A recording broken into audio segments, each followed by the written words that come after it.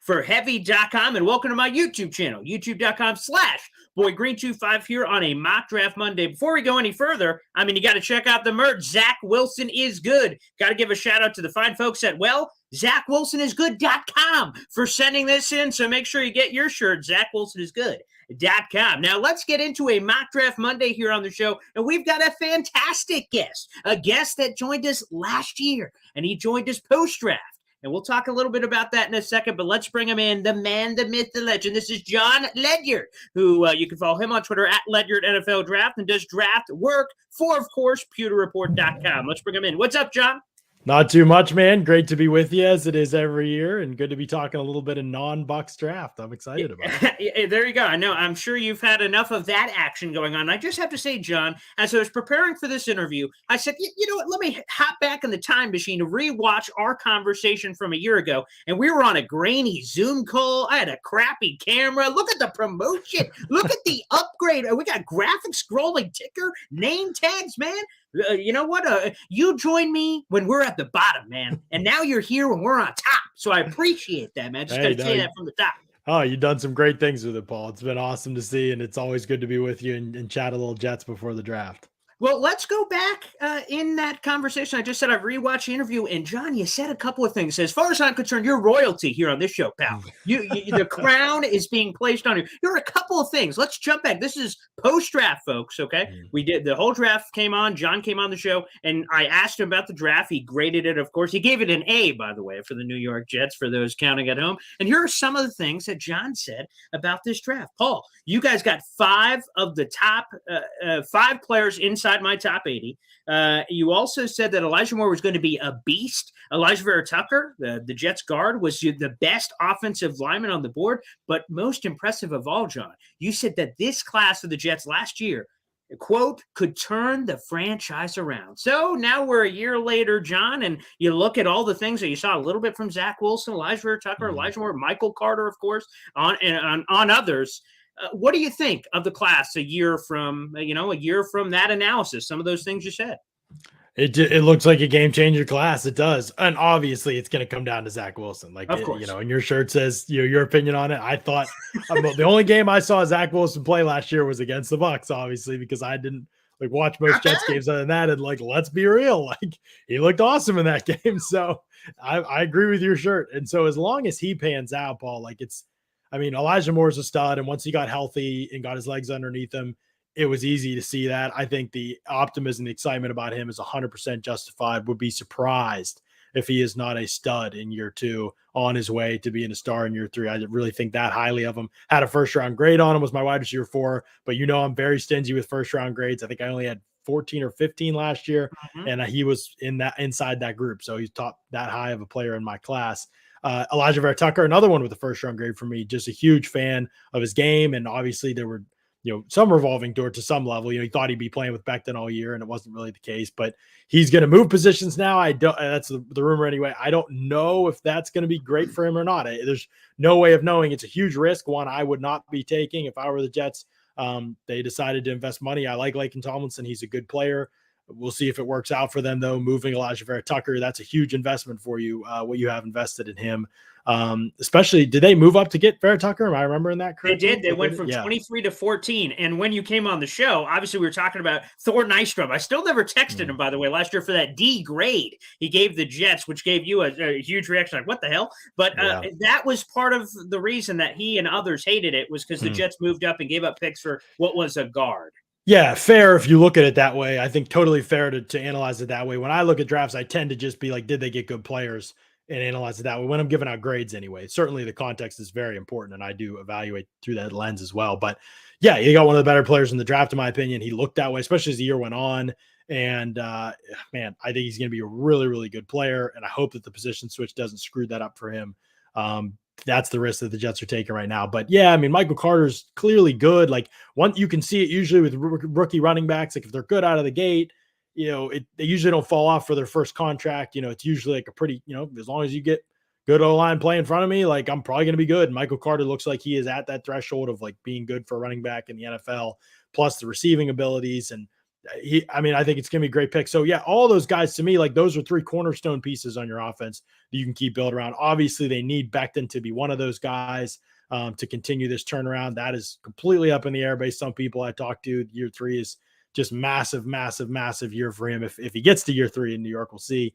And Wilson obviously is huge too. If those picks don't, it's not like Moore and Vera-Tucker and Carter are enough by themselves to turn this thing around, but there's been some other good moves there. Like this offensive line is kind of good, now, and that's encouraging as long as, Becton's healthy. And so those are the things that give me some hope moving forward, that we'll be able to at least find out this season how good Zach Wilson is, or how good he can be if he's able to show growth this year. And that's the number one thing. If they can determine that, they can determine what the direction will be in the 2023 draft. John, I think that's the next shirt. The Jets offensive line is kind of good. Okay, let's slap that on a t-shirt yesterday. But speaking of that group. Yeah, well, speaking of that offensive line group, John, I guess I don't even have to ask the question, but I'll bring up the topic because you just mentioned it. We are perfectly aligned, and that is true. At the NFL owners' meetings, Robert Saleh came out and said that Alijah Vera-Tucker, who played left guard for the New York Jets exclusively in his first year, will be flipping over to the right side. Now, when the Jets signed Laken Tomlinson from San Francisco, the wide expectation from the coaching staff, fans, media is, okay, even though he played left guard his entire career in the NFL, he's obviously flipping because Alijah Vera-Tucker is fantastic. Why would you even risk the potential to stunt his development? And that's where I am, John, is that they say it's not a big deal. And if you look at Alijah Vera-Tucker's history at USC, he's played tackle, he's played left guard, he's played right guard. There's a varying history there, which is encouraging. But at the same time, why even risk? Because there is a chance, obviously, a plus 0% chance that he could struggle flipping. Yeah, I mean, from how Damian Woody, who's another guy who joined us on the show, Flex. So, he came on and said that it's like doing everything backwards, that it's like you're writing right-handed, and all of a sudden you're now writing left-handed. So again, why risk it? Why not just go get a right guard? Why not flip Laken Tomlinson? I get he was a Pro Bowler at left guard, but John, this does seem like an unnecessary risk by the Jets. I think the big thing is, do they have conversations with Vera-Tucker about it? Is he comfortable with it? Does he insist, have they seen him? First of all, does he ever practice on the right side? Do they love his tape when he played right side? All those kind of things. Like, they've got to kind of be able to evaluate that. And if they felt confident in that and he felt confident in that, they have more information to make the decision. That's why I'll say I probably wouldn't have done it, but I have a limited set of knowledge about the situation. Sure. They don't. Some guys can't make the switch. Some guys make it very easily. It's not a difficult thing for them. No way knowing until it happens, unless they have seen it and feel comfortable with it. And he's probably communicated, I'm comfortable with it. And if that's the case, then I feel a little bit better about it. And it's kind of one of those things you just have to wait and see. Like, we love to be able to decide everything this time of year and just come definitively down. This is stupid. This is smart. Right. And reality is there's just a lot of gray area with a lot of this stuff. Some of it is stupid or smart, and I have no problem saying that. This is one where I just am not sure yet, and we're going to have to watch it very carefully because you can't really know whether he'll be able to make that switch until he's out there doing it. Fair enough. Let's take a quick Tampa Bay detour. Todd Bowles, former Jets head coach. What the hell? Surprising retirement? Now he's the guy. So I have to ask you, how are Bucs fans feeling? Because I know how Jet fans were feeling when he left. There's a lot of questions. Obviously, a lot of things went wrong in his 4 years with the Jets. Some went right. First year they went 10-6, but it all went downhill from there. Do you think he's learned from his time in New York? And obviously he's been out of the spotlight a couple of years being the DC down there in Tampa. What is the temperature of the fan base? How do Bucs fans feel about Todd Bowles being the guy long term? A couple different ways to look at this. Bucs fans, I think they feel generally pretty good. There's obviously some that are like, when Brady's gone, this is going to be a big question mark. Very fair. I mean, just reality is what it is with defensive-minded head coaches for the most part. Offense is the more sustainable side of the football. If you can keep your offensive stability in place in terms of your coaching staff, that just gives you a better percentage chance of being successful year to year. If you can't really do that well if your head coach is a defensive-minded head coach, because if your offense is good, your offensive coordinator is probably going to get hired somewhere as a head coach. Doesn't mean you can't figure out ways around it. Mike Vrabel obviously has in Tennessee's lost 2 OCs and continued to hire good OCs. Good for him. Mike Tomlin has basically had the Steelers derailed for years because he can't find a new OC that's been worth anything. And so those are the kind of struggles that you go through when you're a defensive-minded head coach. Offense is just critical. You can see that every year from the teams that make the end of the playoffs. Offense is critical to winning football games in the NFL. Defense is less sustainable, and it's still important, obviously, but less sustainable and more dependent on how bad the opposing offense happens to be on a given week than how good your defense actually is in a lot of areas. So it's obviously a risk in that way. Does the Bucs think about it from that perspective? Probably not. They think about the fact that Leftwich or the Bulls is a great leader. He has a guy in Leftwich that can run the offense right now, and totally different situation from New York. So really hard to make a lot of parallels. Like, I mean, just the Bucs have been one of the best drafting teams in the league. The Jets were obviously struggling, drafting mightily around Todd Bowles. The quarterback situation was just god awful, especially with the Fitzpatrick situation. They went through a bunch of guys, and most of them had losing records. Geno Smith, shout out 1-0 with Todd Bowles. So, exactly. Give shout out to him. But I mean, honestly, like, it's hard to even compare the situations when you talk about Tom Brady and Mike Evans and Chris Godwin and a top 5 offensive line. And it's just this year, it's going to be hard, I think, for him to screw it up this year. If he is bad, let's say he's bad for a second. Let's just pretend. I think it'd be hard for him to screw this year up too much, especially given the state of the NFC. Long term, when they have to reset and there's a new quarterback, and it's like, okay, how does our offensive philosophy change now that we don't have the greatest quarterback of all time in place? If he tries to take them some conservative route, it's just going to be awful. And so there are lots of questions long term, and it's hard to even judge much from his Jets gaze because everything changes when you have a quarterback. He didn't really have a quarterback with the Jets, and so like it was, if he gets that guy again after Brady in Tampa Bay, maybe things will be good. But if he doesn't, it could go downhill really fast, like it does for most coaches. But I don't think that he's good enough, or modern enough in his thinking to be able to scheme around that like a Kyle Shanahan could, for example, and has for in San Francisco, like limitations at the quarterback position. So there's a lot of question marks long term. There probably would have been that with any coach, though, to be honest with you. And clearly the onus is on winning this year. That clearly the right move in terms of stability and the respect of the players. The locker room is absolutely pumped about it. And by the way, Geno Smith shout out for folks who don't know, his first win ever was against your Tampa Bay Buccaneers, that last second orchestrated drive that we thought, oh man, Geno Smith's about to pop. And I think it was Levante David who had the questionable 15-yard penalty on the sideline where the team on the sideline, after he pushed Geno out of bounds, the entire sideline's going, hey, you need a flag. The ref throws a flag. Buccaneers are like, what the hell? That wasn't a flag. And then they end up winning on that last second field goal, if memory serves correctly. So a good Geno Smith Bucs memories there. That's fantastic. And speaking of these Jets Bucs connections, there was this, I don't know if you guys felt it down there in Tampa, John, but there was a lot of man love with the Jets and Ryan Jensen. They said, oh baby, we want to throw the bag at Ryan Jensen. Apparently everybody did. Free agency. Yeah, apparently it didn't matter. But the fact of the matter is the Jets right now have Connor McGovern on the roster, but they've been doing a lot of flirtations with available centers, indicating if they cut him, they could save $9 million. So maybe they could go to a center prospect. So let's jump into some of the draft action here. And Tyler Linderbaum is a polarizing guy for Jet fans. It seems like he's one of the safest players in the draft from talking to draft people, but at the same time, he plays center. So where realistically is he going to go in the draft? How far could he drop? I honestly don't know. This draft is so wild, man, that it's hard to make like really good predictions about those kind of things. I think it's safe to say that he probably won't be the top 15 pick that we thought maybe early on in the process. Sure. Early on in the process, he was getting that kind of buzz, and I just don't know if that's in the cards for him right now. I could be surprised, but that's how I see it right now. So bottom half of the first round, that seems like likely for him somewhere in there. Could he be a second round pick? Absolutely could be. I mean, there's no question he could be. Like, you talk to enough people, that is out there in terms of thinking. How accurate those people end up being, I don't know. It is a position that it's not like quarterback where, like, if you're the third best quarterback, you're likely to slide that far. Like centers, like, there's not that many teams that need them. There's a couple good ones still available. A lot of teams filled the center position this free agency. A lot of teams probably don't see him as anything other than a center. So it definitely the possibility that he could slide some, no question about that. And obviously for the Jets, 35, they would love to be able to get him at 35 probably, but we'll see if that's in the cards or not. And as you said, the Jets have 4 picks inside the top 38. Is it too crazy to think if Linderbaum starts to fall and the Jets go, well, we got 35, 38, and on top of that 9 picks total, do we trade up for a center? Is that crazy? Yeah, you shouldn't trade up for a center probably, but they traded up for Alijah Vera-Tucker, as guard. True, again. Right? Yeah. So this would be probably a lower key trade. I mean, you're talking about back end of the first round and maybe trading up a couple spots. So, I mean, it's probably not the smartest move, no. But again, you're just trying to get good players and look at their class though. I mean, what I'm seeing this right? Their last pick is at 69, correct? And inside the third round. Yeah, that's their third round pick. The last one they have, all 9 of their picks are inside the first 5 rounds. I think the last one is number 146 overall. 146. Yeah. So I don't think it costs that much to move up. And so we'll see. I mean, it's possibility that they could do it.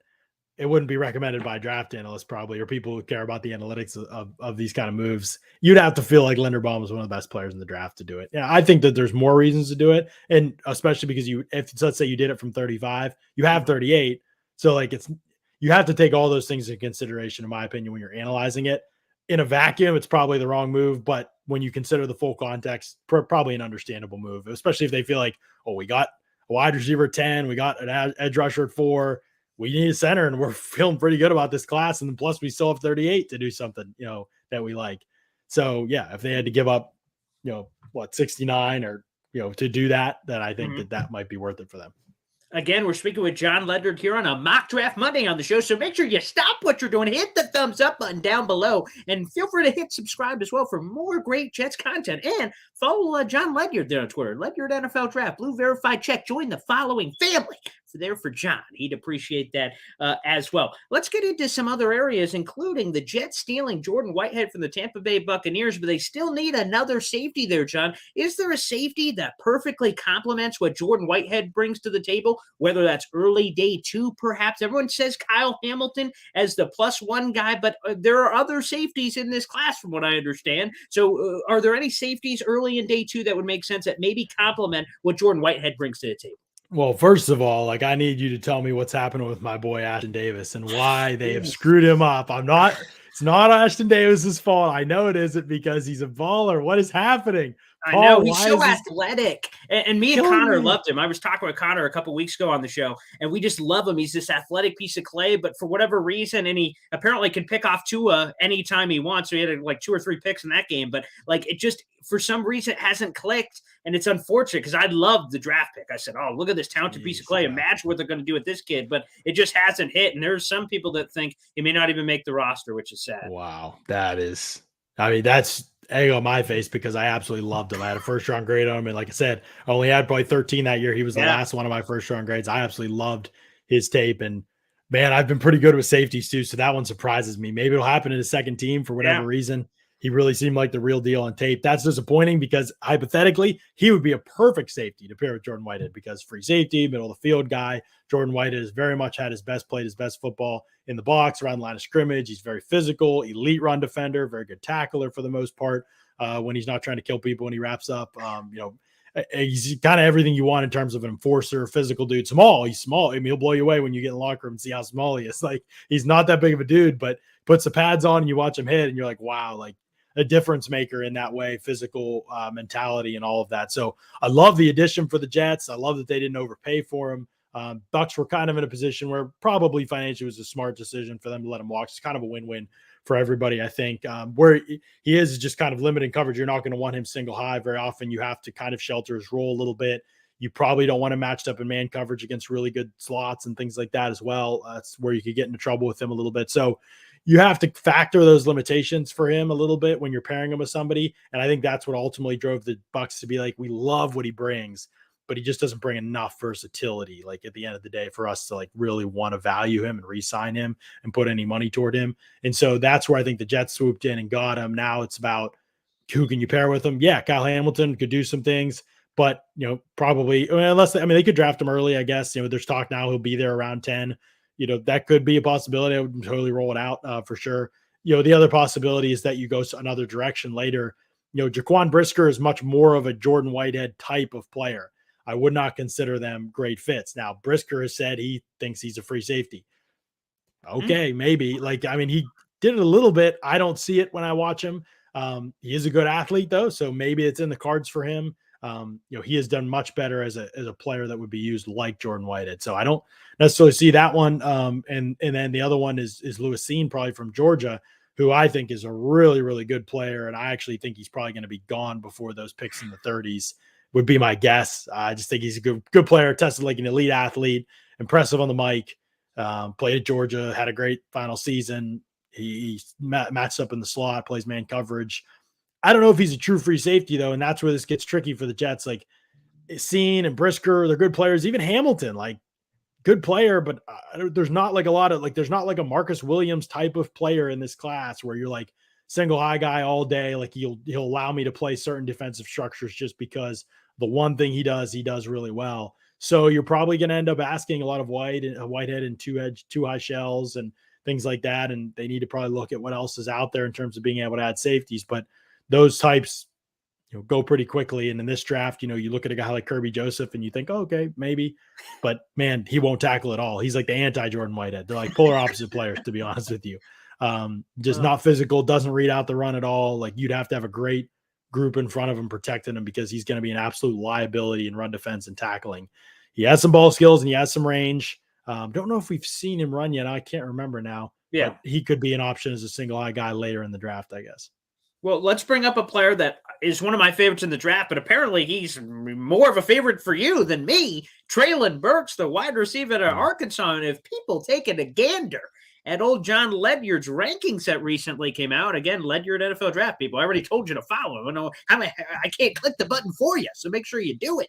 But Treylon Burks is starting to slide, it seems like, in mock drafts and people's conversations because the athletic testing numbers weren't quite what people thought they were going to be, but that has not curtailed one Jon Ledyard from putting him number one on the board. So, John, are you buying all this slip and slide action? Why are you still so high on Treylon Burks? Yeah, he is my number one wide receiver in the class. Just think that if you watch his tape, it's hard for me to like rationalize being worried about how fast he is. He played in the SEC and he just blew by people constantly. It's just inside slot with the ball in his hands after the catch. It's all on tape. He just destroys pursuit angles. So, I mean, he ran a 4.55. He's 225 pounds. So he's also bigger than almost every receiver in the NFL. Yeah. Something you have to factor in as well. In his late acceleration, I think is just one of the critical components. Like, he just has that pull away speed down the field as a vertical route runner. Like NFL teams call it the flying 20. This is like that second 20, basically the 40-yard dash where you're like not coming out of a totally unnatural position for a wide receiver in a track stance and you're actually running, which is what you do on a football field. They love that part of his game. Teams do. And it's clear from tape why, like once he gets going, like he has that late speed that every team is looking forward to detach from coverage when the ball's in the air to make things happen with the ball in his hands. He is a playmaker. He's big. He's physical. He can make things happen after the catch, or he can make things happen down the field, or he can make things happen if the ball's off target. Like those are three huge boxes receivers have to check.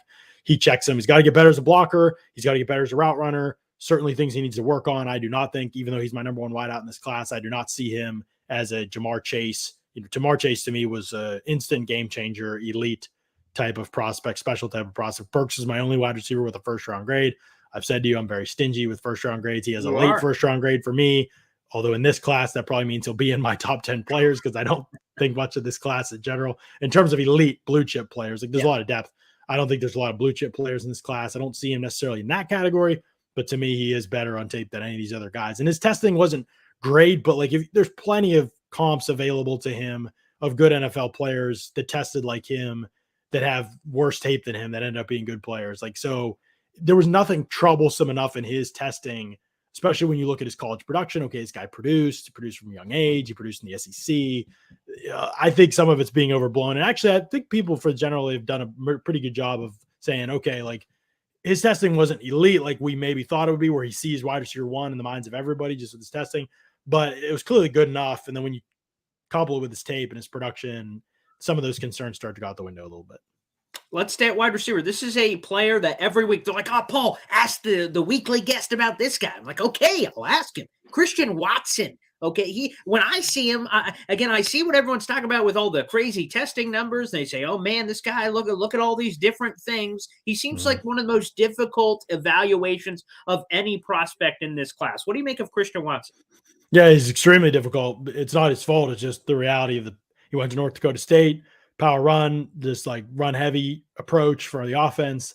Very difficult to get a read on him. A lot of his big plays, and he had a ton of them, 59 plays of 20 yards or more, whether it's returns or rushes or receptions.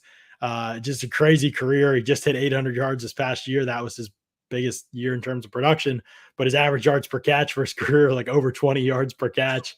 It was all explosive plays, but a lot of it's just blown coverages. He runs by guys that are, going to be dentists and stuff someday. Like that's what he does in terms of his vertical abilities down the field. So it's just hard. I mean, we are talking about a guy who is one of the best athletes ever at the wide receiver position, not just this class, but just if you look at his testing compared to other wide receivers, relative athletic score, if you look at that, he's second all time. They thousands of receivers I'm talking about, like I think almost 3,000 receivers, and he is second behind Calvin Johnson, and obviously Johnson was bigger, but 6'4", I think he came in 211 at the combine, I want to say 208, 211, something like that.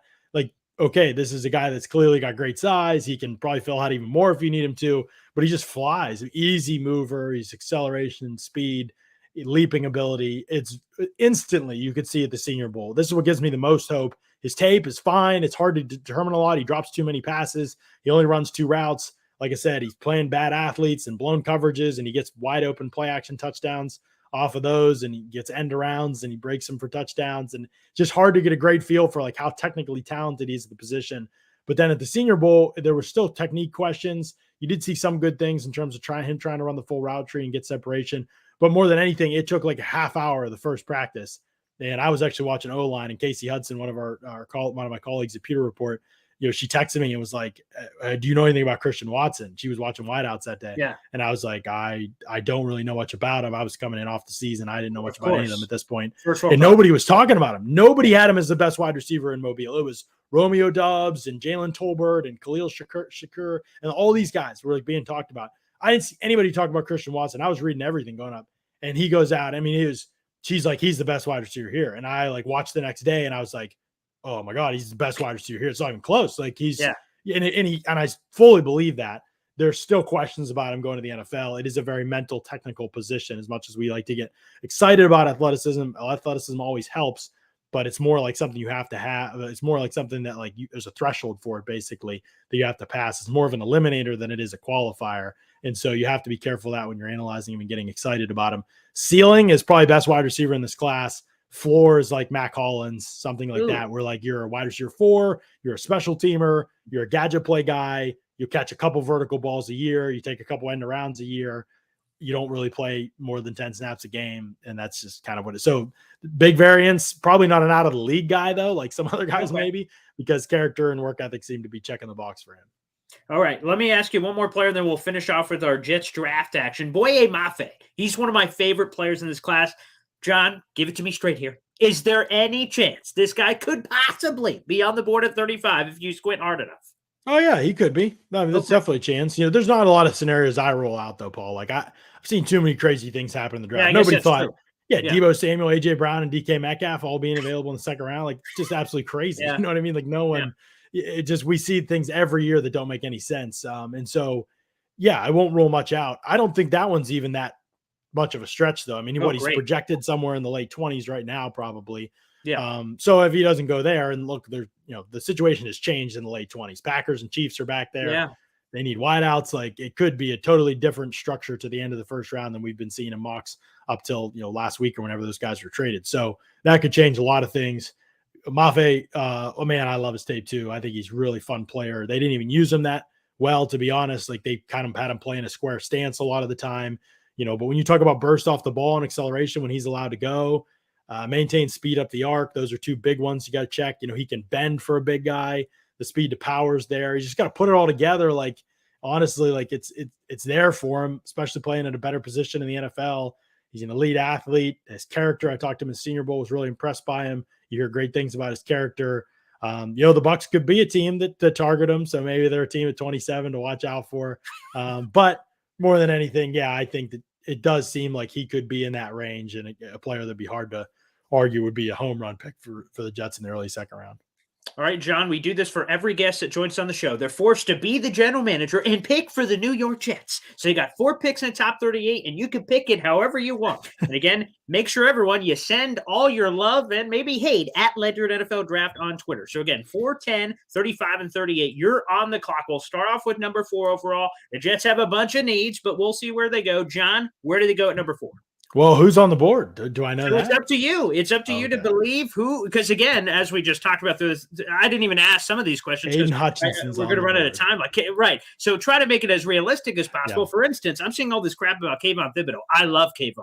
I think he's going to be a stud in the NFL, but I'm seeing all this stuff from Matt Miller that, 12 scouts told him that they were concerned with his combine interviews. And I've all kinds of other notes and quotes here on people trashing Kayvon. So some people say he's going to go high. Some people say Matt Miller here said, based on people we talked to, he can easily see him dropping out of the top 10, and maybe he'll even be there at 15 to Philadelphia. So again, I guess you could buy or sell whatever you want. So it's up to you to determine, I guess, who is going to be available on the board at those particular spots. No, I mean, I didn't even see Matt say that.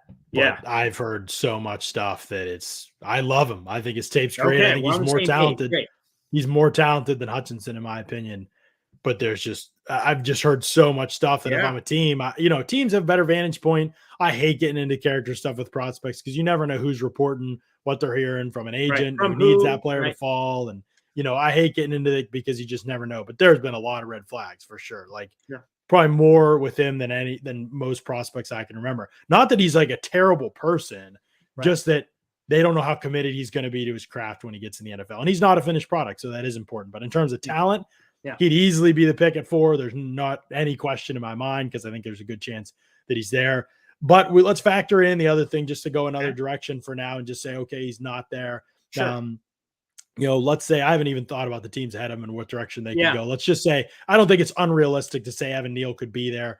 Let's say that you take him and let's say you trade Mekhi Becton. Let's say you go that path for the sake of the argument here. Because again, you could get into trade down scenarios. You get into lots of scenarios, but it's hard to look at the situation. I'm not taking Trayvon Walker if he's there. I'm just not doing it. It's like I'm not taking a dude who can't rush the passer in the top 5. Like he might someday, and great if he does, but I'm not waiting 4 years for a guy to make an impact. Like I'm just not. Like I don't want to do that.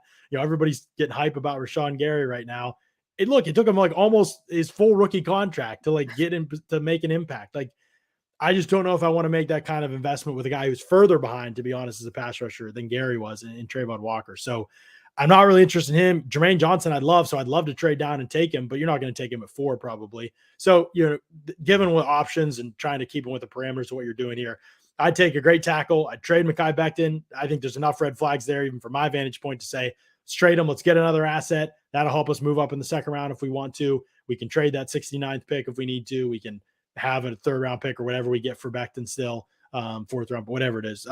So that's what I would do. I would take Evan Neal. I'd make him a left tackle, and I'd start that way, probably build it that way. And then at 10, I'd probably take Treylon Burks if he's there. That's probably not what they're going to do, but I'd probably do that. I mean, look at their wide receiver room, and you talk about a guy that I think they would just really make great use of. I mean, again, they don't need a wide receiver, so they don't have to go this up. Make everybody really better in this group. He complements the current group really, really well. He can play inside and outside. It depends how much of a role you see for Berrios, because you really can't put, I don't think, Berrios anywhere else if you take somebody, wide receiver at 10 that will be inside, outside. So if they see a big role for him, then maybe that doesn't happen. And they gave him a decent little contract. But yeah, I mean, you want a pass rusher too. So that's the other option you have. And so given the reality situation, like you said, to consider, although Burks is a good option for them, it would probably for me be Evan Neal and then Jermaine Johnson at 10. And you feel like you address the lines, and then you look and see what wide receivers are available in the 30s, I think, and you try to see if you can get a playmaker in that range of the draft. Possible that a lot of different types of players are there. Not out of the question. Chris Olave could be there. Perhaps that's a player you consider. I don't know if Watson's going to go this early, to be honest with you. There's a lot of differences of opinion. Dane Brugler and I kind of think that he's going to be more of a late 2nd, early 3rd round pick. Wow. Daniel Jeremiah had him in the 30s in his last mock draft. I think he had him going to the Chiefs at 30. So wide range of opinions on him. Let me think through wide receivers that could be in this class. Yeah, I mean, while you're thinking that, I do just want to jump in and say that the Trayvon Walker thing is one of the most annoying things that I've seen, because I'm seeing him go like top 5, and I keep saying like, okay, great run defender, phenomenal, but this pass rush stuff, like you said, what are we waiting for him to be a doctor? I don't have that kind of time on my hands. We need pass rush now. I hate all this projection. Oh, he's got all these the combine warrior thing. I'm like, no, hell no. If I'm the Jets right now, one of the top players I don't want, Trayvon Walker, numero uno on that list, man. Ugh. Yeah, I mean, It doesn't make much sense. It's just a risk that I don't know why people seem so willing to take. I mean, he had 9.5 sacks in his college career. There have been of players who played predominantly on the edge in college football and had less than double digit, less than 10 career, even 9.5. There's plenty of players that have hit 9.5. When you have less than 10, it really is just a very limited group of players that have been good. I mean, you have Donnell Hunter. And honestly, after that, because you can't count Cam Wake and Clay Matthews because those guys played off the ball. And Chandler Jones, I think, hit it, but he played inside a lot at Syracuse, even though he had low sack numbers. Yeah. It's like literally Donnell Hunter, and then the drop-off is like Robert Ayers.